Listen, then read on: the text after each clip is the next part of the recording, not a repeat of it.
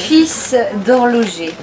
Comme pour les noms de personnages, j'ai longtemps négligé de réfléchir à leur métier. Je leur attribuais un peu au hasard des métiers que je ne connaissais pas bien, mais que tout le monde pouvait identifier sans passer plus de quelques minutes à les choisir.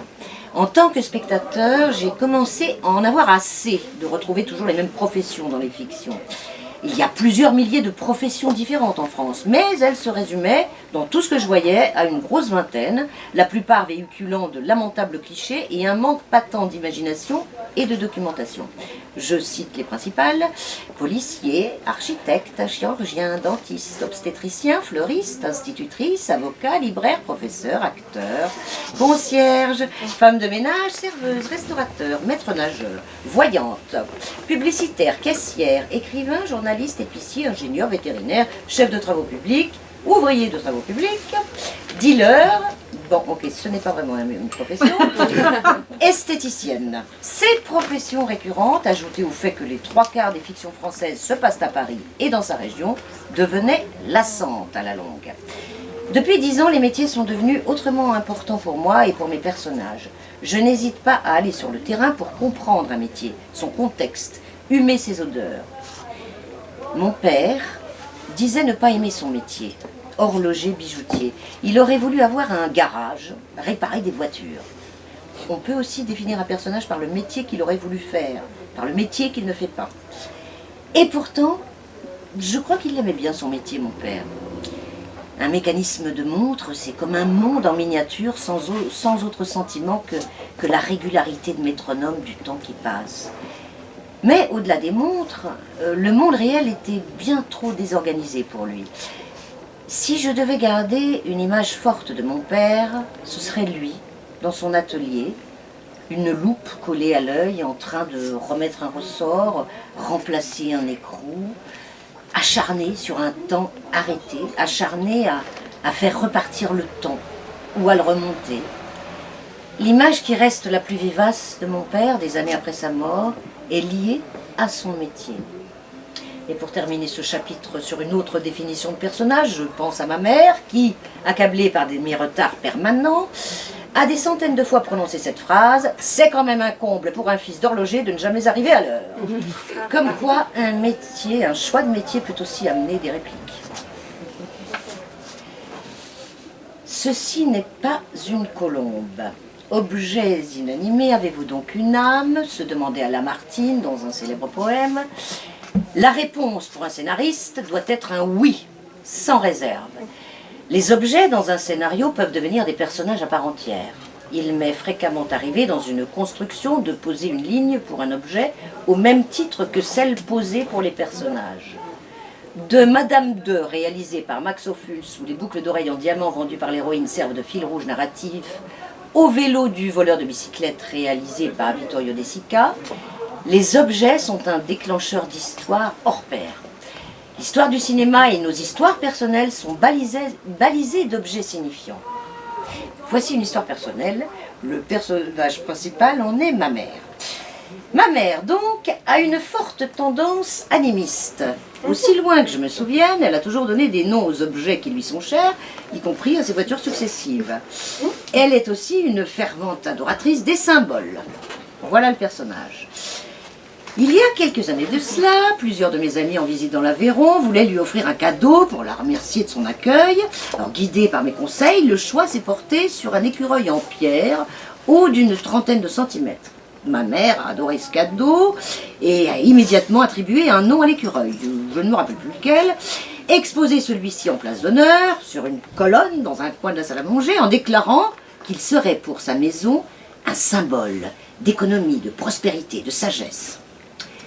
Un an plus tard, une réunion de famille s'organisait pour le lendemain et nous rangions la salle à manger quand, par inadvertance, ma mère a fait basculer l'écureuil qui s'est brisé en 1000 morceaux au pied de la colonne. Ma mère a pleuré parce que ça signifiait, d'après elle, que la prospérité allait quitter la maison, que j'allais dilapider mes économies aux 4 vents. 2 heures plus tard, elle avait retrouvé le sourire en remontant de la cave une colombe en plâtre affreusement peinte et à l'air un peu idiot. Elle remplaça l'écureuil par la colombe, immédiatement surnommée colombine sur la colonne de la salle à manger. Et elle me dit que cette colombe était encore mieux que l'écureuil car elle symbolisait la paix, l'amour, la sérénité qui désormais régnerait dans sa maison.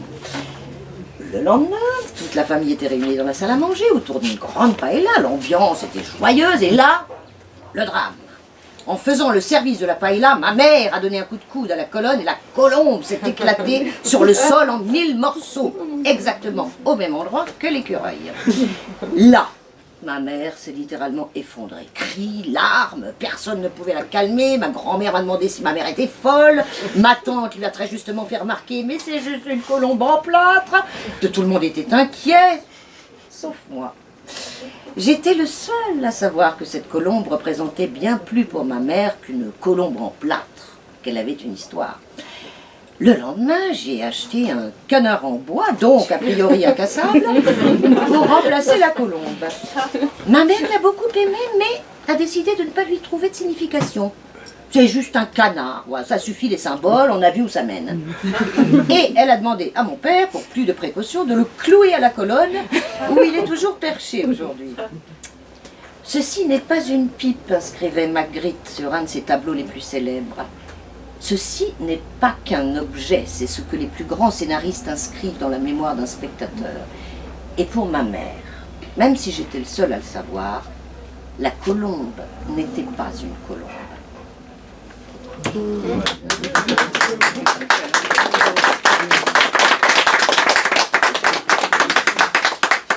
Une vie en suspension. Ah oui, un dernier petit extrait. Une vie en suspension. Je hais les points de suspension dans les dialogues. Je les vois comme des petites crottes au bout d'une phrase qui veulent la rendre mystérieuse, mais le plus souvent la rendre bâclée et moche.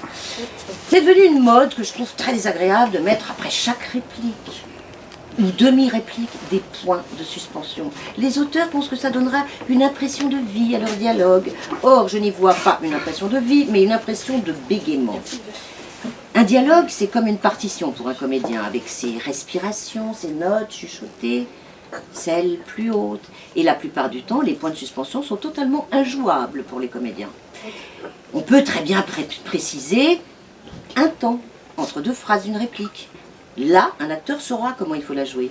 Et un temps, ça n'est pas la même chose qu'un silence. Les mauvais dialogues sont aussi toujours truffés de points d'exclamation. Quasiment chaque fois qu'un mot se promène seul ou en couple, il est accompagné d'un point d'exclamation. Tennessee Williams, dans son autobiographie « Mémoire d'un vieux crocodile », écrivait que pour lui, les points d'exclamation étaient la spécialité des mauvais dramaturges qui n'étaient pas capables de donner assez de force et d'importance à leurs phrases sans avoir recours à cette ponctuation. J'apparente moi-même le point d'exclamation à une barre mal finie, une canne vulgaire sur laquelle s'appuie une phrase bancale pour ne pas s'effondrer. Là aussi, le point d'exclamation n'aide généralement en rien le travail d'acteur. Si un personnage crie au milieu d'une réplique, il ne faut pas hésiter à mettre son dialogue en majuscule. De la même manière, si un mot est important dans la phrase, je n'hésite pas à le souligner dans le scénario. Depuis quelques années, cette guerre personnelle contre les points de suspension et d'exclamation traumatise tellement mes étudiants qu'ils finissent par ne plus en mettre aucun. Et c'est moi alors qui en rajoute dans leur scénario, car parfois ils sont quand même nécessaires. Par exemple, quand un personnage s'arrête au milieu d'une phrase parce qu'il est coupé par son interlocuteur ou parce qu'il s'apprêtait à trahir un secret et vient de s'en rendre compte. Mais s'il y en a trop, ils ne se voient plus, ils ne veulent plus rien dire.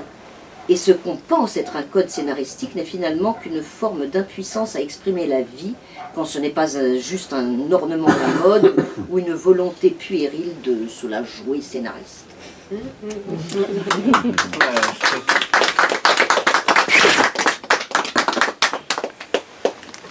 Cela dit, dans les livres aussi, je trouve un mauvais livre, il y a de plus en plus de points de suspension et de points d'exclamation dans les dialogues. Ça devient... C'est-à-dire qu'ils savent plus quoi dire. Oui, parce que... On peut faire une petite pause. Oui. Ceux qui voudraient faire dédicacer